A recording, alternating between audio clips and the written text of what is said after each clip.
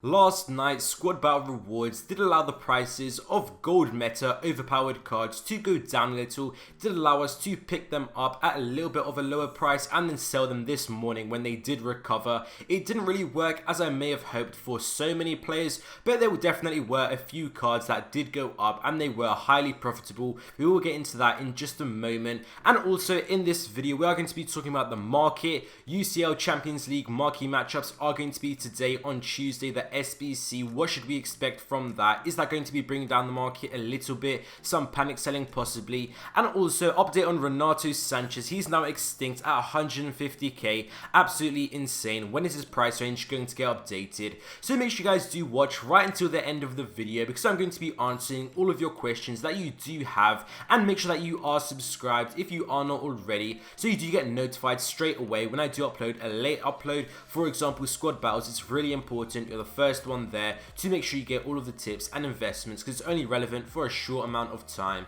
So getting straight into this one now, I did make probably around 100k, maybe a bit below that, 90,000 coins, 85k. It wasn't as profitable as I did hope for, like I did mention, but still, Fabinho, gold Fabinho did do quite well. I did enjoy him. UCL Fred as well was one card I did see on Footbin Tracker. His last 4 hours did show that he was down a few percentages, so I did go ahead and pick him up, and he was quite profitable. Maybe around 13,000 coins, got most of them, definitely under 14k, and lazy listed them for 16k, maybe around that. So it was a little bit of profit there. Every little does help. And Fabinho as well, like I did mention, I did see a few others as well were doing it with Dybala. He was really good card, 44k, and he went up to 48k. There were also a few other cards. It was sort of the more low-key ones that people still need in their team, but maybe they're not in the right headlights. For example, Joe Gomez, he mostly stayed the same price, didn't really move at all. I did expect him 2 weeks ago, squad battles, the one before this, that was really crazy. There were literally bids. You could have picked him up at 90k, and just a few hours in the morning, he would be up 8-10k. But unfortunately now, too many people are picking up on it, so maybe you do need to switch over to lower, kind of like lower interested cards, like a Dybala. He's still very useful in a team, but maybe he's not in that spotlight, and he's not really that hyped up. So definitely next week, we will keep that in mind, and possibly even buying ahead of squad battles a few hours before, because too many people are waiting for squad battles to buy. We're going to be talking about that in next week's video, but we do have Champions League marquee matchups. Last week,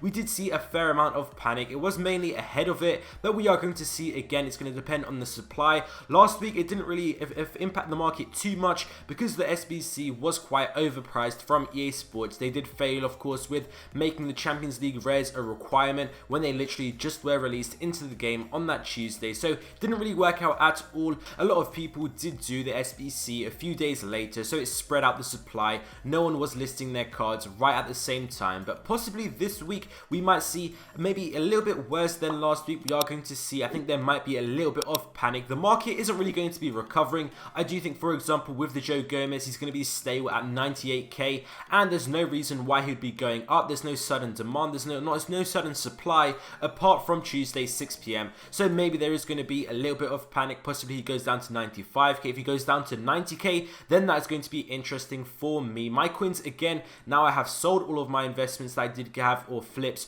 from squad battles, so I am fully liquid, almost fully liquid. I do have one Lozano at the end and a few coins in my team. But in regard who I think is going to be getting which teams in UCL marquee matchups, I never invest in this, so maybe I'm not the best person for you to predict this, but I do think Juventus Barcelona, that is a bit of an obvious one, so probably EA are going to do that, or maybe on the flip side they are going to avoid it because too many people invested in it. Maybe that is what they are going to do. That is sort of why I never usually go in marquee matchups investing, including UCL marquee matchups, because it is quite unpredictable. But maybe Marseille versus Manchester City, that is when I feel like I could realistically see going in there as well. Possibly Atletico Madrid versus Salzburg. We are going to have to see, but I do believe one of those games should definitely be in there. Either the Marseille game, Atletico, or definitely Juventus Barcelona. We are going to see which ones are going to make it in. But best of luck if you do have any investments in that. Again, about the market, it is mostly going to be staying stale. If you do want to buy some cards,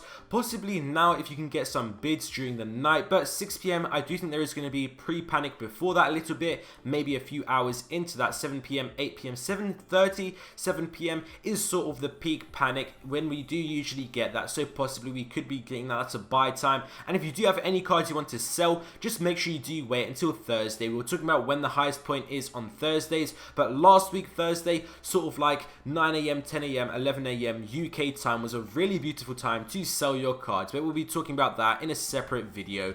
Thank you guys for watching this video. I hope you guys enjoyed, and I'll see you next time.